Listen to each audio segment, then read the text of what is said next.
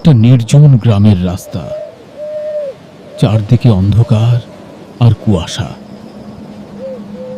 হঠাৎ করে বাতাস জোরে বইতে শুরু করলো। ও, গাছগুলো কাঁপতে লাগলো। তিন বন্ধু বাড়ি ফিরছিল, কিন্তু তাদের মনে অজানা ভয়। দূরে তারা একটা সাদা ছায়া দেখতে পেল। হঠাৎ করে সেই ছায়াটা কাছে চলে এলো। এটা একটা ভূত! তিনজন একসাথে চিৎকার করে উঠল।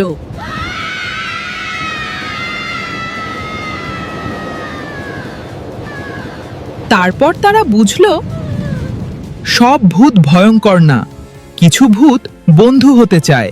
কিছু ভালোবাসা কখনো শেষ হয় না, শুধু মানুষটা আর থাকে না। প্রতিদিনের মতো নীলা চিঠি লিখে যায় একই মানুষের জন্য, আরিফ।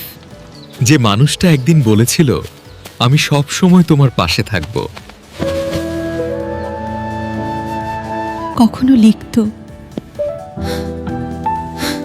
তুমি ছাড়া পৃথিবীটা খুব ফাঁকা লাগে।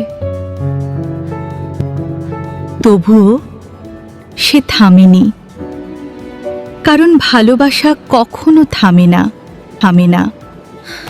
একদিন ডাকপিয়ন এলো একটা পুরনো খাম নিয়ে।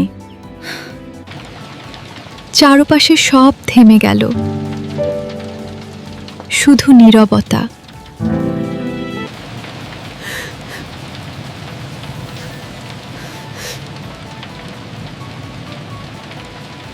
ভালোবাসা কখনো হারায় না, এটা শুধু রূপ বদলায়। তুমি না থাকলেও